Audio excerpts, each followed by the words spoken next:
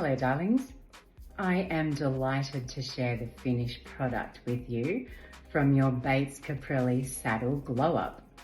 Now, you bought this poor little lady from a second-hand store several years ago now for a grand total of $50, and you definitely got what you paid for.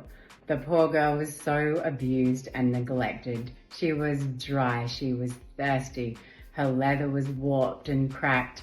I can only assume she had been left out in the rain and the sun for many years before she even made it to that second-hand store. So to see her in the condition that she's in right now, it's nothing short of a miracle. Now the work that I've done here, it's not a full restoration. I'm calling it more of a glow up.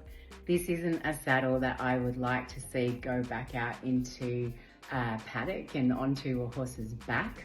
There are definitely some structural faults with her that would require more work and parts than the saddle is actually worth at this point.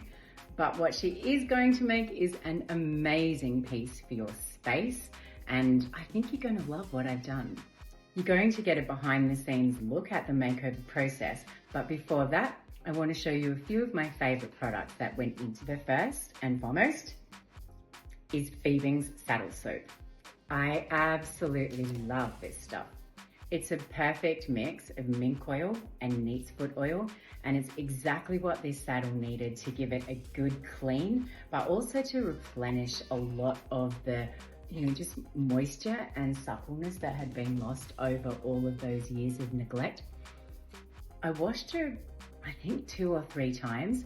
The first 2 times with just a damp cloth and a lather. The third time with a fairly wet cloth, because I knew I was going to be using that wet leather then to reshape the warped skirts and the warped flaps.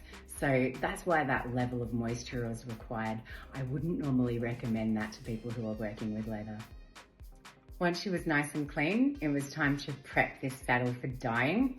Before doing that, I did have to deglaze the leather in some areas. If you were doing this, I would suggest that you get some Fiebing's leather deglazer. In this case, because she had been out in the elements for so long, there wasn't a lot of glaze left on the leather, only a few small patches here and there. I made my own glaze. I'm not even going to tell you what goes into it because I don't want anyone to attempt it who hasn't tried it before. Suffice it to say, it worked. Then we used Fiebing's leather dye in chocolate. I went over her underside and inside the flaps with just one coat. Didn't want to completely take it to a new color. I just wanted to give it more of a burnished look. From the visible parts of the saddle, however, you're going to see 2 coats of this dye. That was because there were a lot of marks and scratches and paint splatters and God knows what marking the leather. So we did have to go a bit of a darker color over that surface area in order to get something more uniform.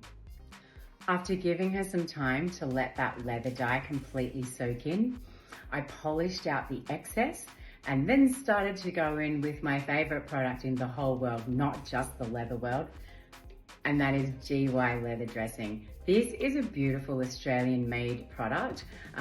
George Wyatt developed it in I think like 1945, and the same recipe has been used and the company has been part of the Wyatt family legacy for the last 70 years or so.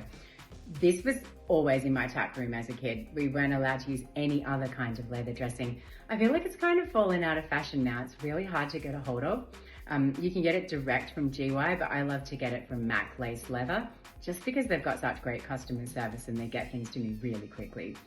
So she had more coats than I care to count of this dressing over several days with lots of buffing and polishing in between. I used soft cloths to apply and then buffed out with really nice soft horsehair brush and a baby toothbrush for those small, hard to reach areas. Once I felt like all of her conditioning was complete, it was time to do something that I hesitate to even tell you about, but I mean, you're going to see it in the video in any case. I ironed her. It's a job I used to do for my mum, who was a leather worker when I was a child, and we would get rolls of leather come through. The leather would be very curled, of course, because it had been in a roll. Lay it out, cover it in brown paper, and apply a very low heat non-steam iron. Really get that leather nice and warm and supple, and in the case of large leather hides, shape it with, really heavy, we used to use things like books, but just really any heavy flat objects that would keep it straight. In this case, just like the shaping that I did with the damp leather, I used straps and pads on that warm leather to shape her down. The final thing I did was use Brasso on some of her Bates Caprilli hardware, and then one more coat of GY and buffed that out with a really soft cloud cloth. I'm very happy with where she's ended up, and I hope you will be too.